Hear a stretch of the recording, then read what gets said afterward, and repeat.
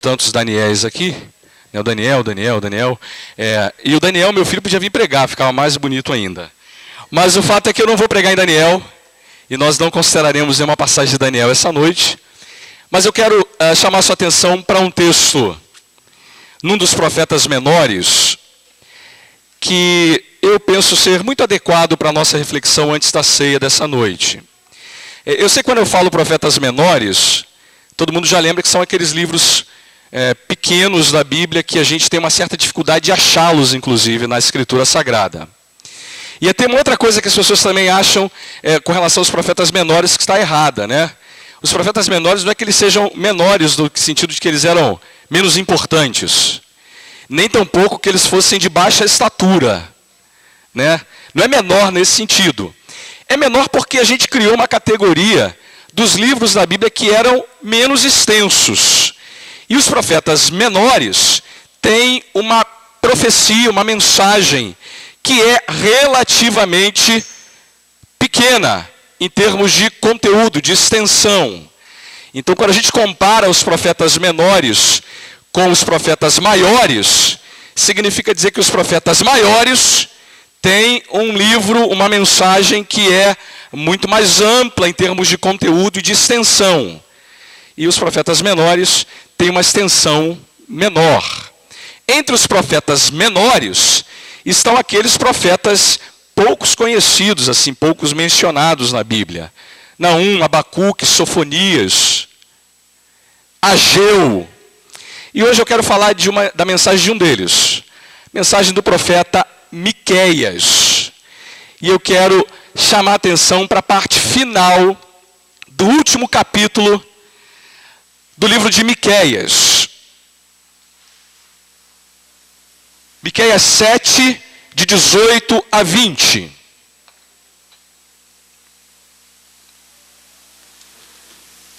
Eu vou dar mais tempo do que o normal para você achar o texto. Mas eu posso dar a dica, Miqueias é depois de Jonas e antes de Naum. Uma outra dica importante é que é entre Gênesis e Apocalipse, irmãos. Então, Miqueias 7, de 18 a 20. São de fato as últimas palavras do profeta Miqueias, a nação de Israel, ao povo de Israel do seu tempo, e que são também palavra de Deus para o nosso tempo, para a nossa época. Miqueias 7, 18 a 20. E eu quero que você preste atenção na leitura da passagem, depois então mantenha o texto aberto para a gente considerar o que temos aí nessa revelação que Deus faz a nós através da profecia de Miqueias, na boca do seu profeta, e aquilo que Deus tem para nos dizer então essa noite também. Miqueias 7, de 18 a 20. Quem encontrou diz amém. Ok, vamos ler então. Quem, ó Deus, é semelhante a ti, que perdoas a iniquidade, te esqueces da transgressão do restante da tua herança. O Senhor não retém a sua ira para sempre, porque tem prazer na misericórdia. Tornará a ter compaixão de nós, pisará aos pés as nossas iniquidades e lançará todos os nossos pecados nas profundezas do mar. Mostrarás a Jacó a fidelidade e a Abraão a misericórdia, as quais juraste a nossos pais desde os dias antigos. Até aqui a leitura do texto, mantenha aí aberto para a gente considerar melhor essa passagem e o que temos nela para a nossa reflexão, alimento, edificação e desafio nessa noite. Algumas semanas atrás a minha sogra foi me visitar. Eu estava com saudade da minha sogra. Já fazia um tempo que eu não a via, ela foi lá na minha casa porque a gente acabou não indo visitá-la e ela veio na minha casa. E a minha sogra me fez um elogio. Nada novo, né, irmão? Oh, coisa boa, receber elogio da sogra. E a minha esposa disse que a sogra defende mais os interesses do genro do que da própria filha. Há controvérsias, né? E ela teve lá em casa e fez um elogio que foi o seguinte: rapaz, o Daniel, meu filho mais velho, que ela já não via há algum tempo, disse assim: olha, esse menino pode não ser filho da Tânia, mas que é seu filho é. Eu achei aquilo maravilhoso, irmão. E deixa eu explicar uma coisa: o Daniel é filho da Tânia, tá? Não há suspeita alguma sobre isso, irmão. Mas ela disse assim: olha, ele pode não ser filho da Tânia, mas teu filho, esse menino é. Obviamente ela está fazendo menção à semelhança que existe entre a minha pessoa e a pessoa do Daniel. E por motivos óbvios. Eu sou pai dele, né, irmão?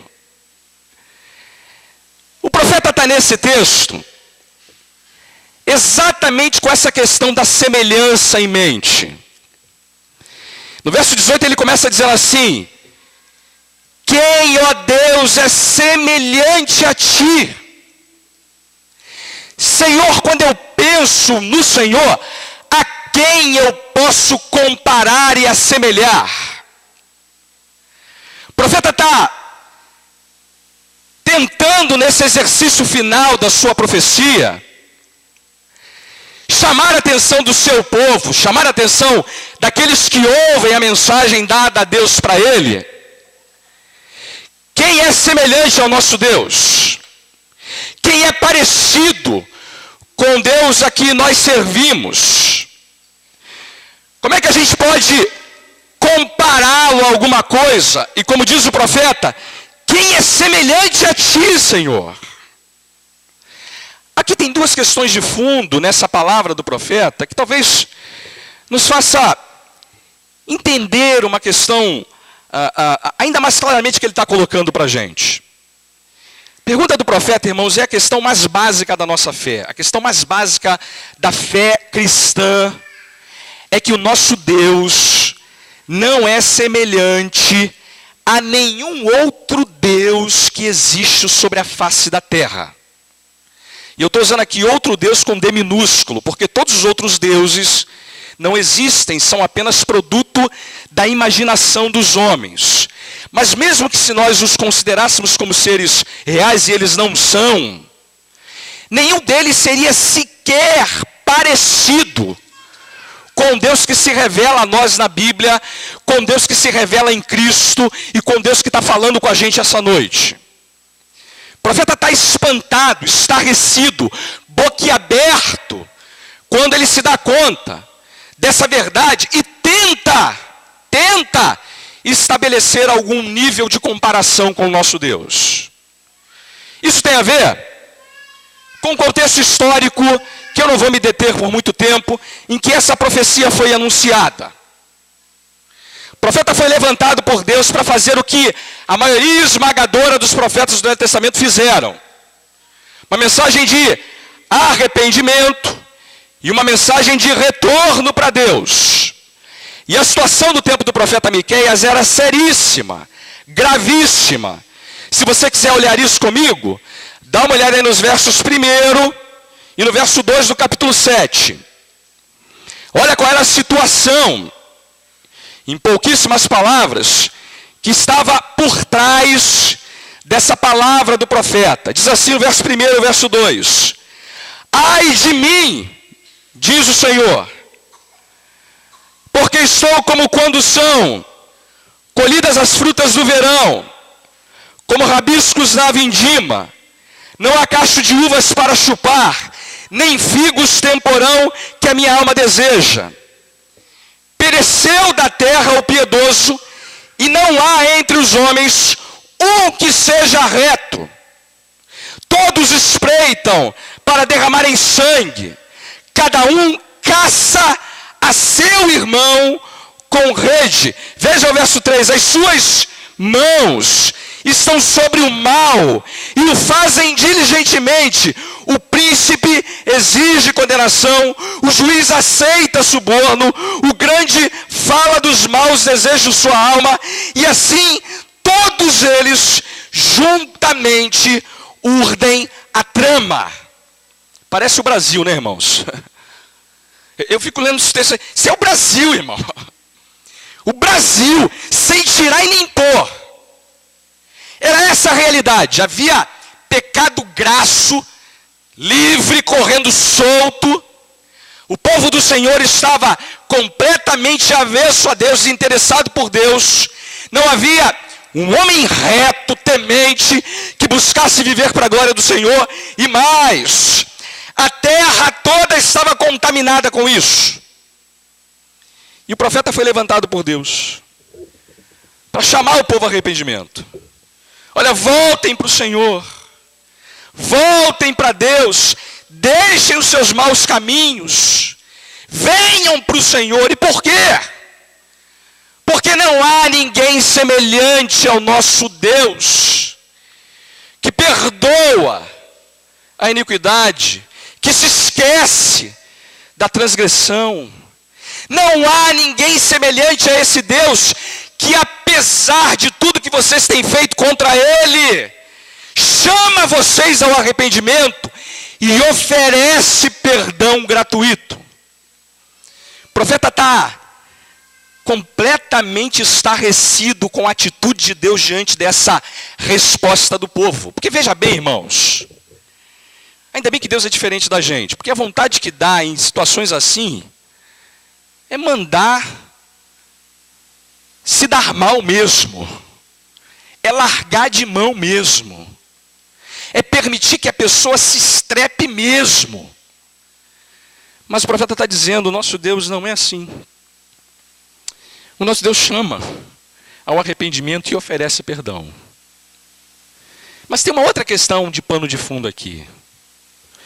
O profeta está comparando o nosso Deus com os deuses da sua época. E eu tenho aqui uma lista dos deuses da época do profeta, nomes que a gente talvez já tenha lido na Bíblia. Deuses como Baal, Astarote, Quemós, Dagon, Moloque, Sicute. Deus dos moabitas, dos fenícios, dos amorreus. Deus dos pagãos.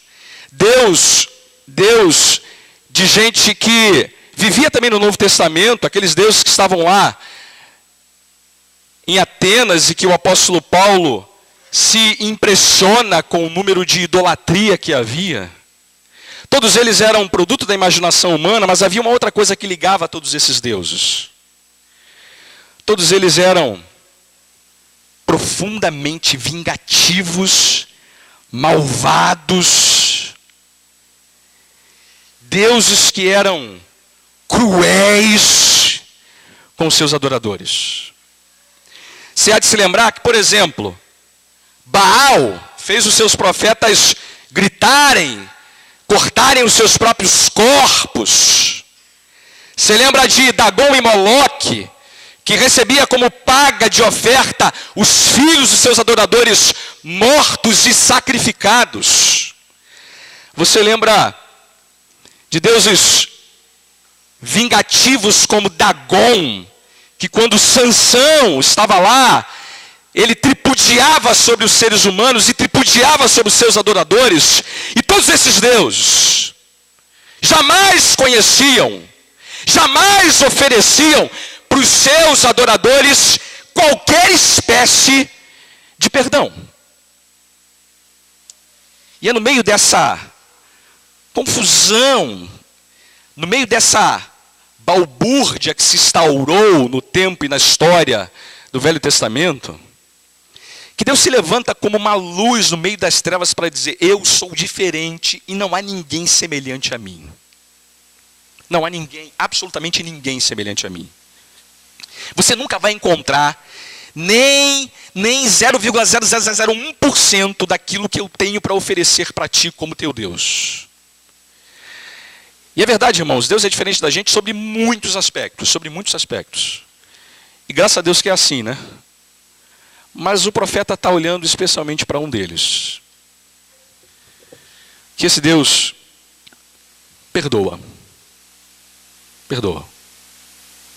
E você sabe que tem uma coisa muito curiosa sobre esse assunto. Eu já vi muito essa história, e você deve ter ouvido ela também, de que, para algumas pessoas, o Deus do Velho Testamento é diferente do Deus do Novo Testamento. Há algumas pessoas que dizem assim: o Deus do Velho Testamento é um Deus vingativo, malvado, que trata os homens no chinelo, na coça, na correção, na disciplina. Não tem nada mais equivocado do que isso. E aí comparam dizendo que o Deus do Novo Testamento é que é o Deus bonzinho, amoroso, gracioso, perdoador.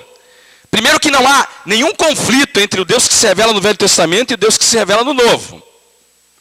E segundo, que passagens como essa de Miqueias deixam muito claro para nós que o nosso Deus sempre foi e sempre será um Deus repleto de perdão para oferecer a pecadores. E veja como é que o profeta estabelece essa diferença para nós. Verso 18 diz assim: quem, ó Deus, é semelhante a ti? E ele depois completa: que perdoas a iniquidade. Perdoas a iniquidade. E ele é diferente porque ele perdoa. Iniquidade é uma palavra que aparece muitas vezes na Bíblia, que significa quebrar a lei, desobedecer a lei, transgredir a lei. E nesse aspecto, todos nós somos iníquos. Não há um ser humano sobre a face da terra que esteja ausente da completude, do englobar dessa palavra. Mas todos nós somos bandidos. Todos nós somos pecadores. Todos nós somos carentes desse perdão. E o que a Bíblia está dizendo é que Deus concede perdão gratuitamente a pecadores. Ele é o Deus que perdoa a iniquidade e perdoa de uma maneira que nenhuma outra religião sobre a face da terra oferece.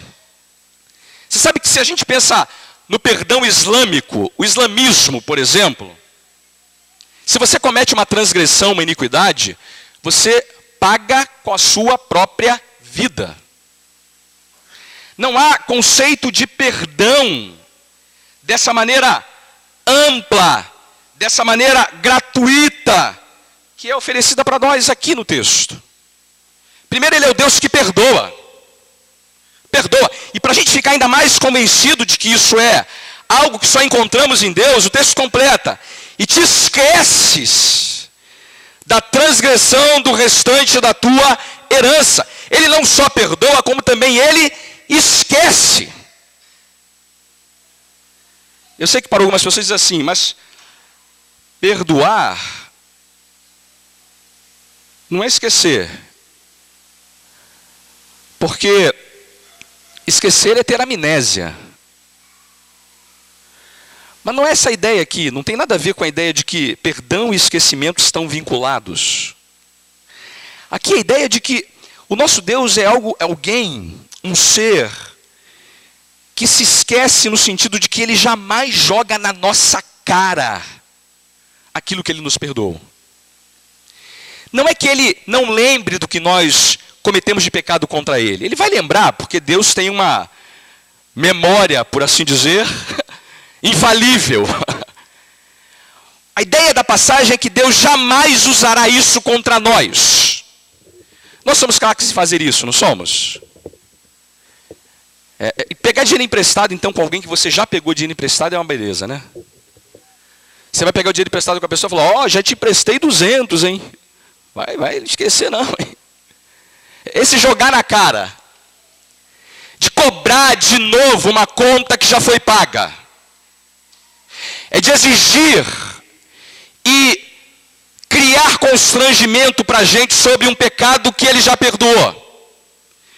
O profeta está dizendo: esse Deus não só perdoa, como também ele se esquece. Se esquece. Ele nos trata como se nunca tivéssemos cometido iniquidade alguma contra ele. E é bom que você lembre disso, irmãos. Quando a gente peca contra o Senhor, é sempre a primeira vez, porque ele já esqueceu e já perdoou a vez anterior. É que nem aquele marido que chegou no gabinete pastoral e falou assim: pastor, a minha mulher é histórica. Aí o pastor falou assim: não, você está enganado, ela deve ser histérica. Não, pastor, ela é histórica. histórica. E aí o pastor falou, mas o que significa isso, meu irmão? Significa dizer que toda vez que a gente briga, ela traz à memória problemas de 55 anos atrás. 25 anos atrás. Ela é histórica, pastor. Ela nunca esquece dos erros que eu já cometi. Eu sei que aqui entre nós não existem esposas históricas, nem tampouco esposas histéricas. Mas o nosso Deus não é nem histérico e nem tampouco histórico. Deus é aquele que perdoa a iniquidade e te esqueces da transgressão do restante da tua herança. Essa é a primeira coisa que está deixando o profeta abismado sobre o Senhor. É que ele não nos trata de acordo com aquilo que nós merecemos ser tratados. Mas ele diz mais. Ele diz também que esse Deus é reto, que ele é justo, que ele se ira, mas que a ira dele não permanece para sempre. Veja aí, verso 18. O Senhor não retém a sua ira para sempre, porque tem prazer na misericórdia. Amados, tem um Deus semelhante a esse. É curioso, amados, essa linguagem, como ela é agradável. Não é que Deus não se ire. Ele se ira. Mas essa ira de Deus é sempre curtinha. Ele fica bravo só por algum tempo. A ira dele não dura para sempre contra o seu povo. Não há nele nenhuma indisposição para com o seu povo. Não há nele a menor tentativa de permanecer irado por muito tempo. Porque Deus tem prazer. Essa é uma coisa gostosa de dizer. Nosso Deus tem prazer em ser misericordioso com a gente. Amado, você sabe que a gente precisava abusar mais um pouco disso aqui no bom sentido. Lembrar que o nosso Deus está sempre de maneira misericordiosa para com a gente. Deus é muito diferente da gente, sabe por quê, irmãos? A gente ouve falar por aí que o pessoal gosta de vingança, né? E que vingança é um prato que se come frio, né? Você espera passar. Espera passar. Dor de barriga não dá uma vez só, não. Tá pensando que vai passar barato? Você vai precisar, rapaz. Conhece esse negócio? Eu não conheço não, irmão. Você e eu conhecemos muito bem isso. Deus, amados, é diferente da gente. O profeta está dizendo assim, ele não só não se ira para sempre, como ele tem prazer em ser misericordioso com o seu povo. Ideia assim, principal aqui, irmãos, é que Deus jamais tem um coração endurecido, que Deus tem prazer sim em ser bondoso, em ser misericordioso, em ser perdoador, mesmo com filhos rebeldes. Isso é a coisa surpreendente, porque Miqueias está falando isso para uma geração, Miqueias está falando isso para um momento da história do povo de Deus em que havia muita rebelião. E a mensagem dele não é Deus acertará as contas com vocês. Ao contrário, a mensagem dele é Deus quer perdoá-los. Deus quer não manter a ira dele para sempre contra vocês. Ele quer ter prazer na misericórdia na vida de vocês. De que a gente precisa mais, irmãos? Das nossas recorrências, das nossas quedas, das nossas fraquezas. A gente não precisa de um Deus diferente desse. Tem que ser um Deus que seja sempre disposto a nos perdoar mesmo, irmão. Porque se ele parar de fazer esse exercício com a gente, nós não duramos muito tempo. E olha as consequências dessa afirmação que ele faz no verso 18. Como consequência disso, diz o profeta, tornará a ter compaixão de nós.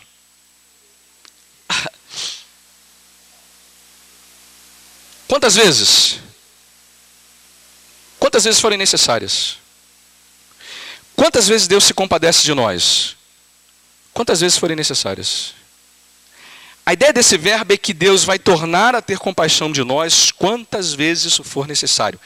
Amados, o que traz a gente nesse lugar para adorar a Deus domingo após domingo, deve estar em algum grau relacionado com isso. O que traz a gente nesse lugar para adorar a esse Deus é porque a gente sabe que Ele sempre vai ter compaixão da gente. Que apesar das nossas falhas, das nossas fraquezas, da nossa reticência, rebeldia, desobediência, teimosia, Ele sempre tem compaixão da gente. Esse é um Deus que sempre deve ser visto como o Deus que nos perdoa e tornará a ter compaixão de nós. E nós queremos obedecê-lo, honrá-lo, servi-lo, glorificá-lo e viver para a glória dele, porque sabemos que isso é certo quanto a ele. Não importa o que aconteça a nós, ele sempre terá compaixão da gente.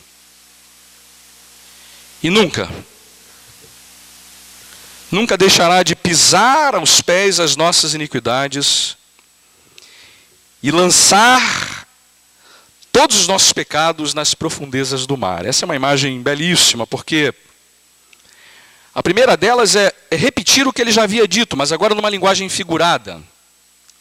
Não é só o Deus que torna a ter compaixão, como também é aquele que pisa aos pés as nossas iniquidades, e diz o mais o texto, lança eles nas profundezas do mar.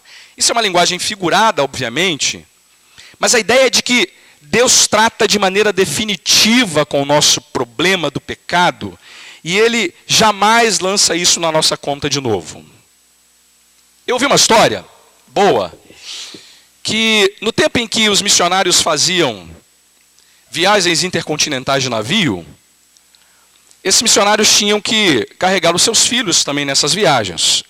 E houve uma época, irmãos, você sabe melhor disso do que eu até, que não havia fralda descartável para criança pequena. Fralda descartável é uma das grandes invenções da humanidade, né? Porque eu lembro da minha época em que papai e mamãe tinham que limpar lá a minha caquinha e não era com fralda descartável. Eu lembro que tinha aquela fralda de pano, não é? Coisa maravilhosa aquilo. Maravilhoso. Imagina lavar a fralda de pano, irmão. Talvez algumas irmãs que estão lembrando desse período tórrido, né? Esse período complicado da história. E o que esses missionários faziam quando eles tinham seus filhos repletos do restante da alimentação? Para não dar nome aos bois, né? Na época que não tinha ainda ONG sobre defesa de direitos humanos, essa coisa toda do mar e tal, o que eles faziam? Pegavam aquele negócio e jogavam aonde, irmão? No mar, sem medo de ser feliz. Só não jogavam a criança, né? Mas o restante jogava tudo no mar, irmão. Tudo no mar. Aquilo virava comida para peixe. Pior que depois a gente comia o peixe, irmão. Complicado isso aqui. Jogavam no mar. Sabe o que eles faziam assim? Porque não tinha outra opção. Essa é uma figura muito boa para a gente entender essa passagem de Miqueias. Sabe o que Deus faz com as nossas impurezas, com a nossa iniquidade, com a nossa maldade, com o nosso pecado? Ele pega e joga nas profundezas do mar. E bota uma plaquinha assim, olha, é proibido pescar. Porque eu vejo alguns crentes tentando pescar o que Deus já jogou na profundeza do mar, irmão. Trazendo à memória aquilo que Deus já esqueceu. Tentando viver a vida na expectativa daquilo que Deus já resolveu. O profeta está dizendo assim, ele não só pisa aos pés as nossas iniquidades, como também joga isso no mar, para nunca mais você e eu tentarmos ir lá pescar esse negócio. Para que eu e você nunca mais tentemos trazer de novo para a nossa vida aquilo que tem que ser jogado fora e que foi tratado por ele. Mas a segunda coisa que ele faz é dizer que tudo isso, essa revelação perdoadora, essa revelação compassiva, esse amor que se esquece, que não retém ira, que torna a ter compaixão, que joga nas profundezas do mar e que lança aos pés as iniquidades, é um amor firmado no juramento que Deus fez a si mesmo. Veja aí no verso 20, porque o texto diz assim: mostrará a Jacó a fidelidade e a Abraão a misericórdia, as quais juraste a nossos pais desde os dias antigos. Uma coisa que a gente sabe, irmãos, liga toda a história da redenção. Um juramento que Deus fez a si mesmo. E é curioso isso lá no texto de Abraão, que é o personagem citado nessa passagem. Depois Jacó como herdeiro dessa aliança. É que Deus fez a si mesmo um juramento. E a palavra diz que ele, não tendo por quem jurar, não tendo ninguém maior por quem jurar, ele jura por si mesmo. E o que ele jura para si mesmo? E qual é a aliança que ele faz com o seu povo, tendo jurado por si mesmo? É que ele mostraria a sua fidelidade, a sua misericórdia aos nossos pais, uma referência a esses homens do Velho Testamento, e que seria levada a cabo a todo o seu povo. Essa aliança, esse juramento aqui, é uma referência que o profeta está fazendo ao Senhor Jesus Cristo. Porque é nele que a aliança do perdão, da reconciliação, do perdão gratuito, da compaixão de Deus por pecadores, é cumprida cabalmente. Algumas pessoas acham, irmãos, que os santos do Velho Testamento eram salvos de uma outra maneira, que não aquela de repousarem na obra vicária, substitutiva, na morte e na ressurreição de Jesus. Mentira! Os santos do Velho Testamento foram salvos porque também foram alcançados por essa aliança. A diferença entre eles e nós é que eles olhavam para isso como um futuro, que ainda irá acontecer. Por isso o texto diz: mostrarás no futuro, porque ele está apontando para Cristo, que é o centro da história. Eles esperavam esse acontecimento, com algo que ainda ia por vir. E nós, que estamos agora no Novo Testamento, olhamos para isso como um fato consumado. Mas tanto nós como eles, somos salvos, somos perdoados, por causa desse juramento, feito por Deus a si mesmo, em prol do seu povo. Não é à toa, amados, que o Senhor Jesus disse: olha, eu vim para salvar o meu povo dos pecados deles. Eu sou aquele prometido em Gênesis 3,15, que esmagaria a cabeça da serpente, e ela lhe feriria o calcanhar. Eu sou o próprio Deus encarnado, que veio ao encontro dos homens, para oferecer a eles de maneira gratuita, de maneira plena, de maneira completa, perdão de pecados. É em Jesus que podemos dizer quem é semelhante ao nosso Deus, irmãos. Que perdoa a iniquidade, que esquece de transgressão, que não retém sua ira para sempre, que tem prazer na misericórdia, que torna a ter compaixão de nós, que lança aos seus pés as nossas iniquidades, que joga tudo na profundeza do mar, e que agora nos mostra, de maneira clara, definitiva, que Ele perdoa pecadores. Quem é semelhante ao nosso Deus, irmãos? Louvado seja o nome dEle. Louvado seja o nome dEle. porque é por causa dessa verdade tremenda acerca do Senhor que estamos reunidos essa noite. Deixa eu terminar então fazendo 3 aplicações disso para a gente, depois a gente vai participar do memorial. Olha, a primeira delas é que eu queria sugerir a você, com o meu coração cheio dessa verdade, primeiro que você jamais se esqueça, irmão, jamais se esqueça desse perdão oferecido gratuitamente a você e a mim como pecadores em Cristo. Eu sei que pode parecer que a gente esteja repetindo verdades velhas, mas são verdades que a gente jamais deve se afastar. Nós não somos salvos, irmãos, perdoados, irmãos, porque fazemos ou deixamos de fazer. Deus não contabiliza débito e não contabiliza crédito. Deus perdoa pecadores. Deixa eu dizer mais, irmão. O que a gente precisa é se encher cada vez mais na nossa vida dessa compreensão de que Deus sempre tornará a ter compaixão de nós.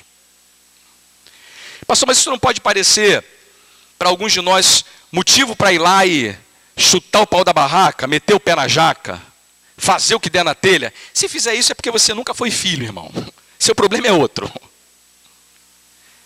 A ideia aqui é que o diabo é muito astuto nesse processo, irmão. O diabo gosta de ficar lembrando para a gente o que Deus já esqueceu. E se tem uma coisa que o diabo gosta de fazer com a gente, é ficar tentando dizer para mim e para você que nós não temos solução, que o nosso caso está perdido, que o que nós fizemos foi grave demais.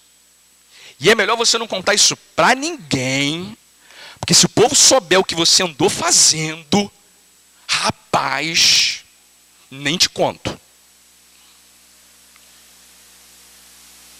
Amados, lembre, Deus nos perdoa em Cristo, gratuitamente.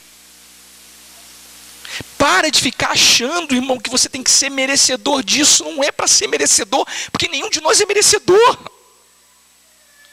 É para se lançar nesse perdão e ser ousado em confiar que a palavra de Deus garante para nós que Ele perdoa. Perdoa. Pecadores confessos e arrependidos Ele perdoa. Que Ele torna a ter compaixão da gente, mesmo que tenhamos feito algo muito grave contra Ele. Portanto, se você está aqui essa noite e não conhece o perdão do Senhor, eu queria, em nome do Senhor Jesus, dizer que Ele está chamando você. Chamando você para ser perdoado por Ele. Para experimentar na sua alma aquela aceitação divina, aquela paz que nenhum Deus sobre a face da terra, a não ser o nosso Deus, pode te dar. Porque não há ninguém semelhante a Deus. Segunda aplicação. Alimente-se, irmão, alimente-se do perdão do Senhor para com você. E aqui eu vou repetir uma frase que eu já disse. Não fique se lembrando do que Deus já esqueceu. Não fique se lembrando do que Deus já esqueceu. Deus já esqueceu, irmão. Esquece também. Recebe o perdão dele. Lembra que Ele sempre tem compaixão. Esse é o nosso Deus. Não é o Deus da ponta da faca, da vingança, mas é o Deus que tem prazer em ser misericordioso. Ontem eu conversei com uma irmã, e ela me ligou, a gente conversou, e ela aflita com o problema que ela viveu, aflita, e querendo de uma certa maneira trazer à memória coisas que ela não precisava trazer, e ela aflita. Aí eu falei, rapaz, tem que falar um negócio para essa irmã aqui. Falei, irmã, está perdoada. Irmã, está perdoada. Aí quando ela ouviu isso, falou, pastor, mas que bom ter ouvido esse negócio aqui. Porque eu precisava lembrar que eu estou perdoada. Precisava lembrar que eu não preciso trazer mais à memória o que Deus já esqueceu. Não preciso ficar contando e recontando, como se isso fosse necessário para que eu me sentisse em paz. Não! Deus já me perdoou. Amado, essa é uma noite para você comer do pão, beber do cálice e se alimentar do perdão. Mas pastor, eu estou tão errada. Eu também, irmão. Está errado? Eu também, irmão. Você está em aflição porque... Eu também, irmão. Nossa relação com Deus não se baseia nos sentimentos do nosso coração e nem tampouco o nosso currículo vitae, nem tampouco a nossa história e trajetória. É perdão gratuito, irmão. Come do pão, bebe do cálice e se alimenta desse perdão. Vai para casa, sabedor que Ele tem compaixão de você.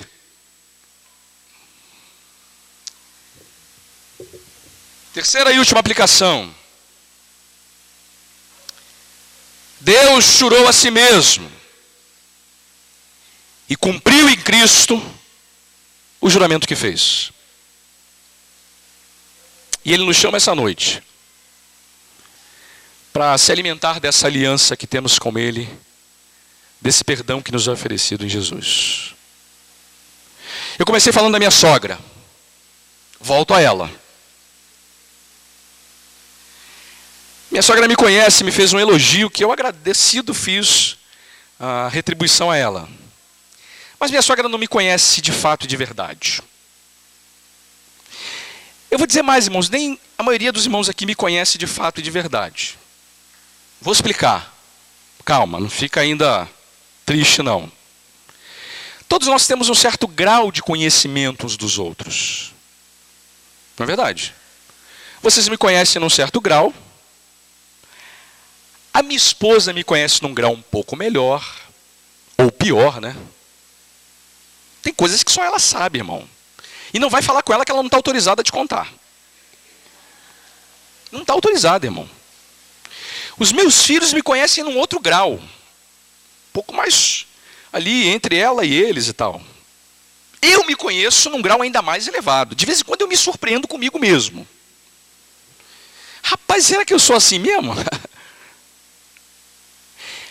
Há graus de conhecimento. E quando a gente se olha no espelho, quando a gente olha para o outro, esses graus de conhecimento variam. Mas a única pessoa, o único ser do universo que me conhece de verdade, verdadeira, é Deus. Ele está olhando para mim e para você agora e não há absolutamente nada que esteja coberto aos olhos dele. Nada, irmão, nada. Não adianta você tentar se esquecer ou se esconder, né? Ele sabe tudo. Tudo sobre você.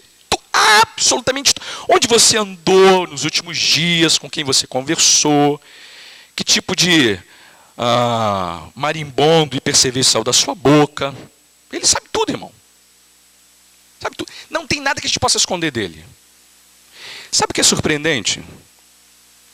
Esse Deus diante de quem eu de verdade sou o que eu sou, me perdoa. Me perdoa. Se eu sei isso, irmão, não preciso mais provar nada para ninguém. Porque esse Deus que me conhece como eu sou, de fato e de verdade, me perdoa. Sabe que tem uma lápide dessas históricas, de uma pessoa desconhecida, que fez uma escolha muito engraçada, muito interessante, muito adequada. Ele preferiu que uma única palavra aparecesse na lápide dele. Sabe qual foi? Perdoado. Perdoado. Esse é o Deus a quem servimos. O Deus que nos vê como somos e ainda assim nos perdoa. Portanto, em memória dele, comamos juntos do pão e bebamos do cálice. Quero convidar nossos